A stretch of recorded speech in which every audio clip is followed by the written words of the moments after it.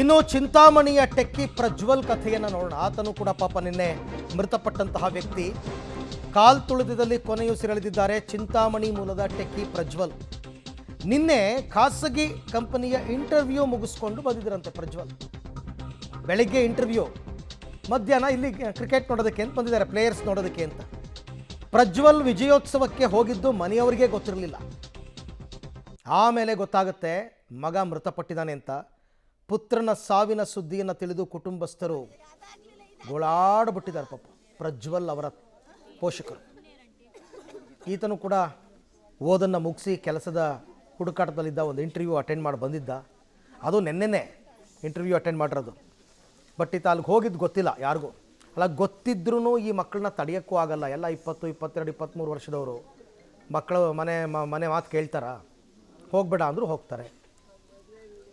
ಕಾಲೇಜಲ್ಲಿದ್ದಾಗ friends ಜೊತೆ ಎಲ್ಲ cinema ಅಂತೆಲ್ಲ ಹೋಗಿರ್ತಾರೆ. ಹಾಗೆ ಹೋಗಿದ್ದಾರೆ.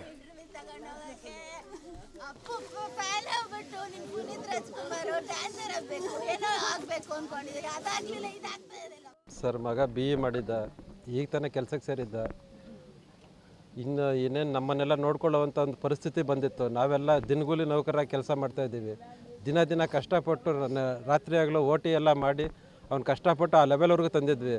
ಇನ್ನೇನು ದುಡಿದು ನಾವೇನು ಸ್ವಲ್ಪ ಸುಧಾರಿಸ್ಕೊಳ್ತೀವಿ ಅನ್ನೋವಾಗ ಈ ರೀತಿ ಆಗಿದೆ. ಘನಘೋರ ಕೃತ್ಯ ಸರ್ ಇದು. ನಮ್ಮ ಆ ಒಂದು ಶವ ನೋಡಿದ ತಕ್ಷಣ ಎದೆ ಒಡೆದೋಗ್ದಿರೋದು ದೊಡ್ಡ ವಿಚಾರ. ಆ ಲೆವೆಲ್ಗೆ ಆ ಒಂದು ಇದರಲ್ಲಿ ಹಾಕಿ ತೋರಿಸಿದಾಗ ನಮಗೆ ನಿಜವಾಗ್ಲೂ ನಿನ್ನೆಯಿಂದ ಇದುವರೆಗೂ ನಾವು ಒಂದು ನೀರಾಗಲಿ ಊಟ ಆಗಲಿ ಸೇರ್ತಾನೆ ಇಲ್ಲ ಬಾಡಿಗೆ. ಆ ಲೆವೆಲ್ಗೆ ಹಿಂಸೆ ಆಗ್ತೈತೆ. ಅಲ್ಲಿ ಏನಾದರೂ ಪ್ರೊಟೆಕ್ಷನ್ ಕೊಟ್ಟು ಒಂದು ಇಬ್ಬಿಬ್ಬರು 3 ಜನ ಹೋಗೋ ಥರ ಮಾಡಿದರೆ ಇವತ್ತು ಈ ದುರಂತ ಆಗ್ತಾ ಇರಲಿಲ್ಲ. ನನ್ನ ಮಗ ಕಳ್ಕೊತಾ ಇರಲಿಲ್ಲ. ನನ್ನ ಮಗ ನನ್ನ ಹತ್ರನೇ ಇರ್ತಾ ಇದ್ದ ಸರ್. ಭಾಳಷ್ಟು ಆಸೆ ಇಟ್ಕೊಂಡು ಬೆಳೆಸಿದ್ರಿ. ಮಗ ಈ ಕೆಲಸಕ್ಕೆ ಸೇರಿಕೊಂಡಿದ್ದ.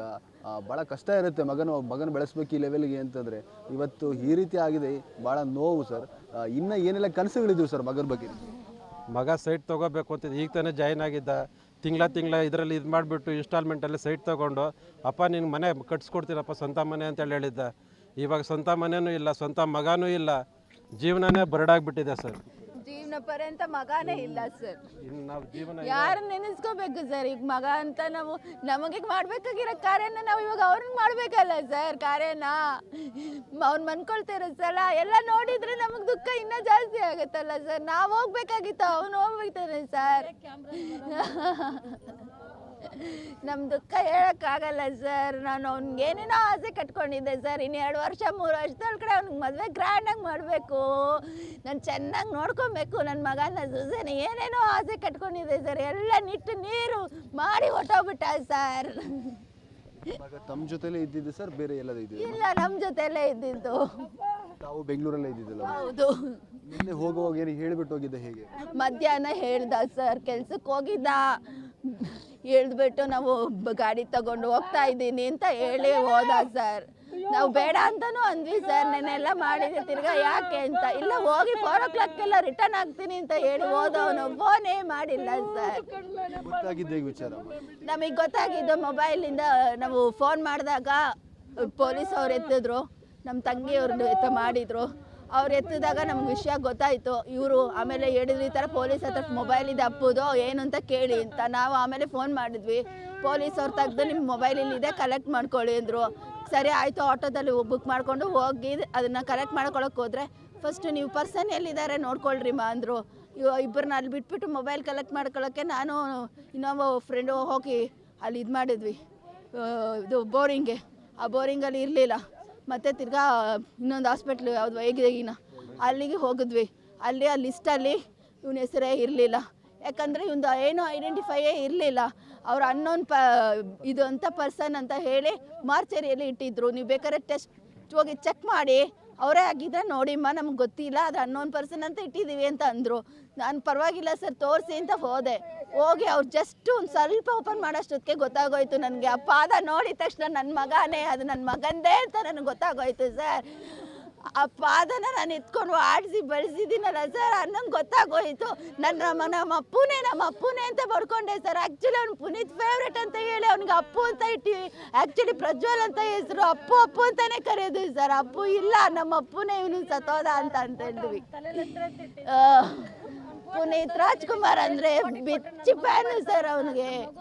ಅವ್ನು ಇಲ್ಲ ಅಂದ್ರೆ ಅವ್ನ ಡೇ ಹೋಗೋದೇ ಇಲ್ಲ ಸರ್. ಅವ್ನ ಸ್ಟೇಟಸ್ ಅಲ್ಲೆಲ್ಲ ಪುನೀತೆ ಸರ್.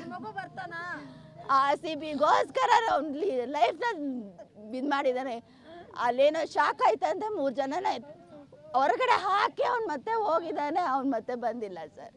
ಬೇರೆಯವರು ರಕ್ಷಣೆ ಮಾಡಿ ಮತ್ತೆ ಹೋಗಿ. ಹೌದು ಅವ್ನು ಬೇರೆಯವ್ರನ್ನ ರಕ್ಷಣೆ ಮಾಡಿ ಅವನ ಜೀವನ ತ್ಯಾಗ ಮಾಡಿದ್ದಾನೆ. ಅಮ್ಮ ಇವತ್ತು ಸರ್ಕಾರ ಹೇಳ್ತಿದೆ ನಮ್ದೇನೋ ತಪ್ಪಿರ್ಲಿಲ್ಲ ಅಂತ ಅನ್ಸುತ್ತಮ್ಮ. ಸರ್ಕಾರ ಹೇಳುತ್ತೆ ಅವ್ರು ಎಷ್ಟು ದುಡ್ಡು ಕೊಟ್ಟರೆ ನನ್ನ ಮಗು ಬರ್ತಾನ ಸರ್, ನಮ್ಮ ಮಗು ಬರ್ತಾನ. ಅವರು ಸನ್ಮಾನ ಮಾಡಬೇಕಾಗಿದ್ದಿದ್ರೆ ಅವ್ನ ಕರೆದು ಸಪ್ರೇಟಾಗಿ ಇದೊಂದು ಮಾಡಬೇಕಾಗಿತ್ತು. ಈ ಥರ ಪಬ್ಲಿಕ್ ಜನಗಳಿಗೆ ತೊಂದರೆ ಆಗುತ್ತೆ ಅಂತ ಅವ್ರಿಗೆ ಗೊತ್ತಿಲ್ವಾ ಸರ್? ಗೊತ್ತಿಲ್ವಾ?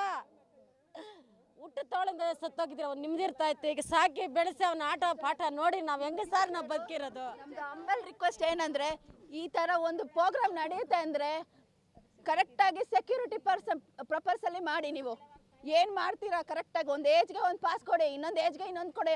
ಒಂದು ಫಾರ್ಮೆಟ್ ನೀವು ಮಾಡಿದ್ರೇ ಇಂಥವರೆಲ್ಲ ಬದುಕೋಕ್ಕಾಗುತ್ತೆ. ಇಲ್ಲಾಂದರೆ ಈ ಥರ ಪೇರೆಂಟ್ಸ್ಗಳು ಎಷ್ಟು ಜನ ಹೆಂಗೆ ಸಾಯ್ತಾರೆ ಅಂತ ಹೇಳಕ್ಕೆ ಬರಲ್ಲ. ಈ ದುಃಖದಲ್ಲಿ ನಾವು ಯಾವಾಗ ಸಾಯ್ತೀವಿ ಅಂತ ನಮಗೆ ಗೊತ್ತಿಲ್ಲ.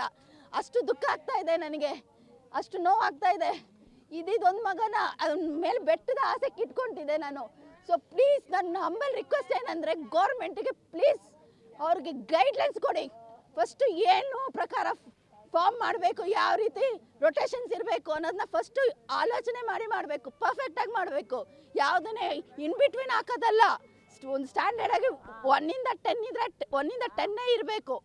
ಇನ್ ಬಿಟ್ವೀನ್ ಎಲ್ಲ ಮಿಕ್ಸಪ್ ಮಾಡಕೂಡ್ದು. ಅದು ಮ್ಯಾನೇಜ್ಮೆಂಟ್ ಮಾಡೋಂಥ ಇದು ಅವ್ರಿಗೆ. ಗೌರ್ಮೆಂಟ್ ಅವ್ರಿಗೆ ನಿಜವಾಗ್ಲೂ ನನಗೆ ಗೌರ್ಮೆಂಟ್ ಅಂದ್ರೇ ಆಗಲ್ಲ ಸರ್. ಇದು ಓಪನ್ ಆಗಿ ನಾನು ಹೇಳ್ತಾ ಇದ್ದೀನಿ. ನನಗೆ ಗೌರ್ಮೆಂಟ್ ಅಂದ್ರೇ ಅಷ್ಟು ವಿರಕ್ತಿ ಬರುತ್ತೆ. ಯಾಕಂದರೆ ಇಂಥ ಮಕ್ಕಳೆಲ್ಲ ಹೋಗ್ಬಿಡ್ತಾರೆ ಅವರಿಂದಾನೆ. ಯಾಕಂದರೆ ಅವ್ರಿಗೆ ಹುಚ್ಚು ಎಬ್ಬರಿಸೋದು ಅವರಿಂದಾನೆ. ಅವರೆಲ್ಲ ಚೆನ್ನಾಗೇ ಇರ್ತಾರೆ. ಹೋಗೋದು ಯಾರು? ಬಡವ್ರ ಮಕ್ಕಳು. ಯಾರು ಮಾಡ್ತಾರೆ ಹೇಳಿ? ಖಂಡಿತ ಎಲ್ಲರ ಮಾತು ಕೂಡ ಒಂದೇ. ಅಂದರೆ ಕಾರ್ಯಕ್ರಮ ಮಾಡುವಾಗ ಸಾಕಷ್ಟು ಮುಂಜಾಗ್ರತಾ ಕ್ರಮಗಳನ್ನು ಸರ್ಕಾರ ಕೈಗೊಳ್ಳಬೇಕಿತ್ತು. ಆದರೆ ಎಲ್ಲೋ ಒಂದು ಕಡೆ ಸರ್ಕಾರ ಮಾಡಿದ ಆತುರದ ನಿರ್ಧಾರ ಇವತ್ತು ಈ ಒಂದು ದುರಂತಕ್ಕೂ ಕೂಡ ಕಾರಣ ಆಯಿತು ಅನ್ನೋಂಥ ಆರೋಪ ಭಾಳಷ್ಟು ಕಡೆ ಕೇಳಿ ಬರ್ತಾ ಇರುವಂಥದ್ದು. ಭಾಳ ಜನ ಇವತ್ತು ತಂದೆ ತಾಯಿ ಮಕ್ಕಳನ್ನು ಕಳ್ಕೊಂಡು ಇವತ್ತು ನೋವನ್ನು ಅನುಭವಿಸುವಂತಹ ಪರಿಸ್ಥಿತಿ, ಅದು ಇಡೀ ಜೀವಮಾನ. ಕ್ಯಾಮ್ರಾಮನ್ ಪ್ರಕಾಶ್ ಜೊತೆ ಮುದ್ದುಕೃಷ್ಣ, ಪಬ್ಲಿಕ್ ಟಿವಿ, ಚಿಕ್ಕಬಳ್ಳಾಪುರ. ಪ್ರಜ್ವಲ್ ತಾಯಿ ಕೇಳಿದ ಒಂದೊಂದು ಪ್ರಶ್ನೆಗೂ ಸರ್ಕಾರ ಉತ್ತರ ಕೊಡಬೇಕು. ಹಂಗೆ ಪ್ರಶ್ನೆ ಮಾಡಿದ್ದಾರೆ ಅವರು. ನಿಜ, ಯಾರ್ಯಾರು ಮೃತಪಟ್ಟಿದ್ದಾರೆ ಅವರ ಪೋಷಕರು ಪ್ರಶ್ನೆಗಳು, ಆ ಪ್ರಶ್ನೆಗಳಿಗೆ ಸರ್ಕಾರ ಉತ್ತರ ಕೊಡಬೇಕಾದ ಜವಾಬ್ದಾರಿ ಇದೆ. ಅವ್ರ ಮೇಲೆ ಇವ್ರ ಮೇಲೆ ಅವರು ಆರೋಪ ಹೊರಿಸೋದಲ್ಲ, ನಮ್ಮ ತಪ್ಪಿಲ್ಲ ಅಂತ ಹೇಳೋದಲ್ಲ. ಅಧಿಕಾರದಲ್ಲಿರ್ತಕ್ಕಂಥ ಸರ್ಕಾರವೇ ಇದೆಲ್ಲದಕ್ಕೂ ನೇರ ಹೊಣೆ. KSCA ಹೊಣೆ ಅಂತ ಇವ್ರು ಹೇಳಿದ್ರೆ KSCAನೂ ಕೂಡ ಸರ್ಕಾರದ ಅಧೀನದಲ್ಲೇ ಬರೋದು. ರಾಜ್ಯದಲ್ಲಿ ಅಧಿಕಾರದಲ್ಲಿರೋದು ಕಾಂಗ್ರೆಸ್ ಸರ್ಕಾರ. ಗೃಹ ಇಲಾಖೆಯಲ್ಲಿರ್ತಕ್ಕಂಥವ್ರು, ಪ್ಲ್ಯಾನ್ ಮಾಡಿದವರು, ನಿನ್ನೆ ಬೆಳಿಗ್ಗೆ ಸಭೆ ಮಾಡಿದವರು, ಆ ಸಭೆಯಲ್ಲಿ ಯಾರು ಒತ್ತಡ ಹಾಕಿದ್ರು ಇವತ್ತೇ ಎಲ್ಲ ಆಗಬೇಕು ಅಂತ, ಇವರುಗಳೇ ಹೊಣೆ.